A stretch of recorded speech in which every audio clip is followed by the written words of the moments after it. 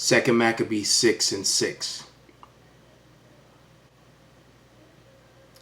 Neither was it lawful for a man to keep the Sabbath days or ancient feasts, or profess himself at all a Jew.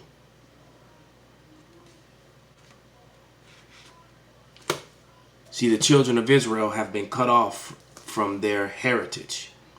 As it says in Hosea 4:6, for our children are lost for a lack of knowledge, roughly paraphrased.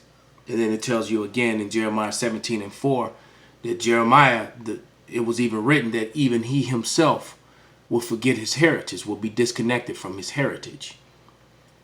And we've cleaved onto black when we're a brown people.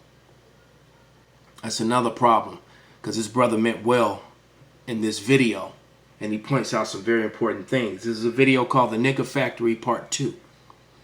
And America has done exactly that, produced niggers. And it did it well, all under the hands of the so-called white man, who is the red Hebrew Edomite spoken of in the Bible, when it talks about, and the first came out red, and the other scripture that links up to it when it says and wickedness multiplied in the earth. Yeah, it was with those red people that came into the earth. That's when wickedness came into the earth. Thus saith the Bible.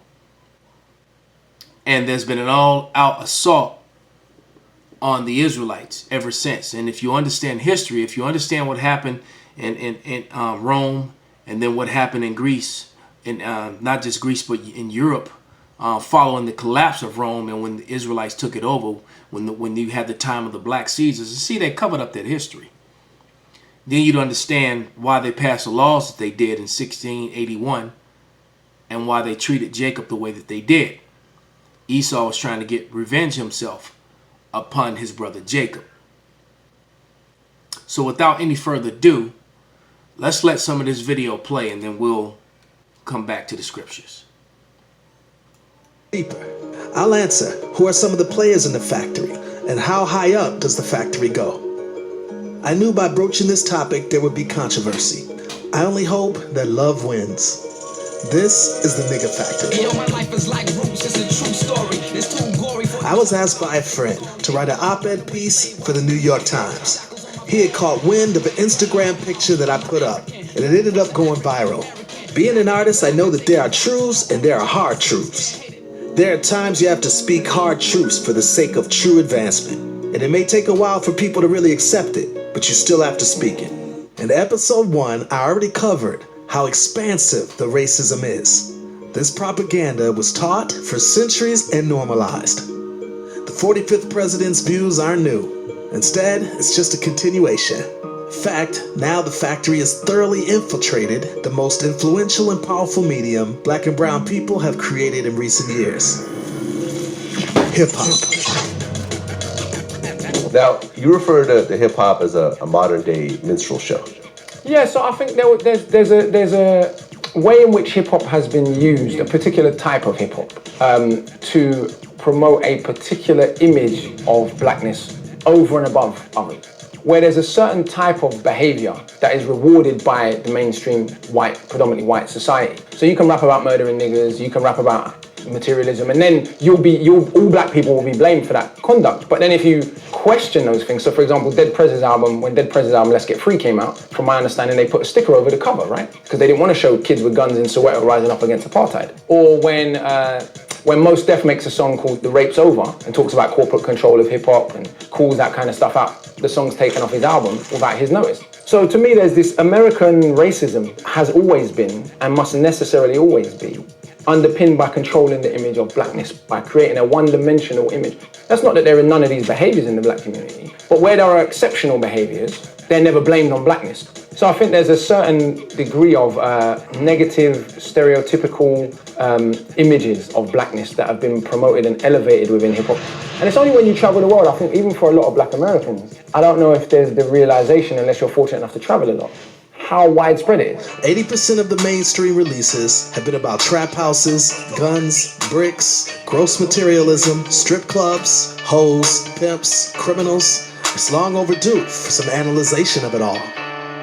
The lowering of our moral frequencies and energies The perversion of ourselves and worldview, raising new generations of beautiful children on low denominator and stereotypical images and lyrics. The world is watching, and my group, 30 years, has been at the forefront of fighting this. And I've seen a lot, and I know there's always room for growth in any artist. Someone made a meme that crossed my timeline using a picture of numerous industry folks and rappers toasting at a pre-Grammy party. They included in a meme a caption about these men perpetuating negative images.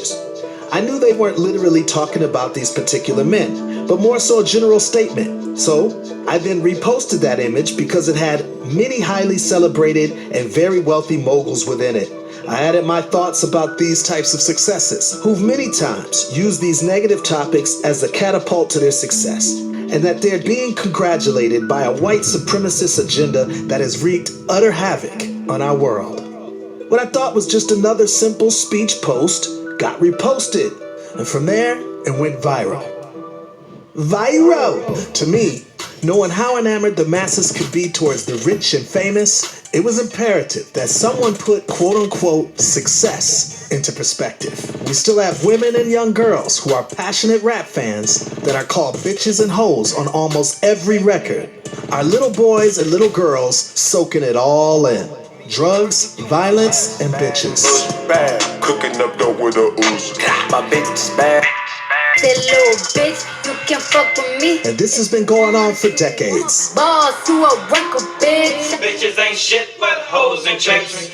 It appears to me that most have simply embraced it. Bitches ain't shit but hoes and tricks. Lick on these nuts and suck the dick. I have a beautiful daughter. I have nieces. I have young aspiring girls at my wife and I's Fayetteville, Georgia art school. It's a sad thing for this degradation to be happening. Even at times it's just happening in the hood, but it goes to being satanic when this degradation is mass produced by the entertainment industry for the whole world to digest. The degradation of women, the glorification of violence and drugs has been going on for a long time, but today it's normalized. With full support by multi-billion-dollar corporations and brands. And who runs and controls these brands? The Edomite. Mostly the so-called Jew. Who at this point the whole world knows that being Jewish is a religion. It has nothing to do with the bloodline of the regal people who are the Israelites. Rap went from conscious rap to what you just saw on the screen. Purposely. Who sponsor these artists in commercials and concerts and advertisements on radio stations across the entire nation. It's now as American as apple pie. Some will say that these negative stereotypes simply started in the hood, and this music is just being honest. A simple reflection of that life. I personally disagree. I believe these stereotypes started during slavery. But it's one thing to have this narrative pushed by white supremacist ideology during slavery. It's another to have it continuously perpetuated within the mainstream by black and brown artists using the powerful genre of hip-hop. Hip-hop is based on keeping it real, keeping it what? Now he keeps saying black and brown. All I see is brown people. Copper-colored brown people. From the northern kingdom to the southern kingdom as he's talking about them. See, that being one of the major problems, that we're cut off from being the Israelites. That the so-called Negro is no longer called a Jew or a Benjamite or a Levite or a Haitian. They're called a Haitian instead, is what I meant to say. Or they just called a nigger or a Jamaican or something to that effect. That someone of the northern kingdom is called Hispanic or native. When they're all just different shades of brown. From a light brown, what they call yellow or red bone, all the way up into a dark chocolate brown. This brother right here is just a little bit past light brown. But people will look at him and call him black. That's ignorance. Yet they hold on to it. Just like white was socially prescribed to them, it was a social construct that they created, they also created blackness. Look up the two definitions. All right? White is pure and wonderful. and black is horrible and ugly. You people need to wake up out of your sleep, out of your stupor. And that's and they're trying to come up some other way, and you're not going to be able to make it that way. There's only one way, and that's through the straight gate. That's through these scriptures. You have to return unto your Hebrew Israelite heritage. Point blank, period. All right? They did it in the ancient world. They cut us off for 400 years during the time of the diaspora. 400 years in Grecian captivity. People that looked like this man, by the time it was over, was calling themselves a Greek. Hence the reason why you got so many Greek fraternities today. There's nothing new under the sun, as the wisest king, who was Solomon, said. 100, most people don't vet the artist that they are idolizing. And they assume because you say it, you are it. Guys in this very room, he was rapping about going to the penitentiary and being all this. I said, wait a minute, I've been knowing you for the past 10 years. Why'd you go to the pen? Quote unquote. I ain't been to the pen yet. Huh? Yeah. It was like it was a badge of honor for him to go to the pen. Yeah. And eventually he did go to the pen and got 25 years of life. Yeah, and this clown here, but you know, that happened to, was told he was an Israelite by the brothers.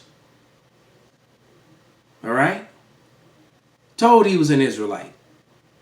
All right? This dude's actually an Ephraimite. You know, I heard he was Issachar, but his mother's an Issacharite. His father's Ephraim, so that's what he is. But look at him now. You have been doing this thing as long as I have and see the effects of it. And you know the players in the game that really wasn't from it.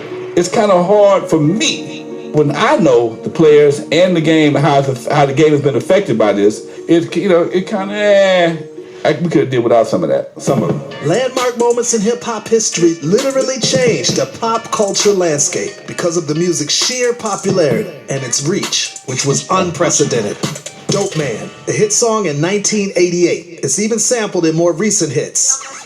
And as a caveat, I'm a fan of this music, but I'm also accustomed to compartmentalizing my brain. And to some extent, we're all absorbing it. From little kids to young adults, we're teaching them, and it's unfair. It was once said by a man who couldn't quit. Dope man, please can I have another hit? The dope man said, "Clock, I don't give a shit if your girl kneel down and suck my dick. Young brother getting over by slanging cane." Could that be the first? And see Esau smiling all the way to the bank, man. Because why? They control and run the show. And it even showed you in this movie how he was ripping them off, man. He made more money than they did. I think they were probably the most rap group in history. Either between them and Wu-Tang. All right? But he pushed that gangster street shit. Was what you heard what Q was rapping about. Bitches and hoes and sucking dick and selling drugs and shooting your brother. Popular hip-hop example where the dope man is the hero of the narrative, and these are popular songs. Many laws were passed at this time across our nation and severely punished the user of crack far more than users of powder cocaine. That's right, and they're not giving that same punishment to these opioid addicts that are killing themselves and being a menace unto society, ruining society, but they're not getting the same treatment as the crackheads did. And the crackhead was something that was, the crack was made in the laboratory by the so-called white man. And many, many black people went to prison as a direct result. Illegal Business by Boogie Down Production. It was also a hot song released in 1988, which talked about drugs, but KRS-One didn't glamorize the drug dealer. Instead, he talked about the hypocrisy of the government and the corrupt police playing both sides of the fence. Exactly, and that's what this all came down to. They make money locking you up or you die. It's a win-win for them. So with that, I hope this was an edifying lesson. I want to give all praises, glory, and honor to Yahweh Ba'Shem Abishai, Ba'Shem Rakak Wadash, and Wa Abba Babal.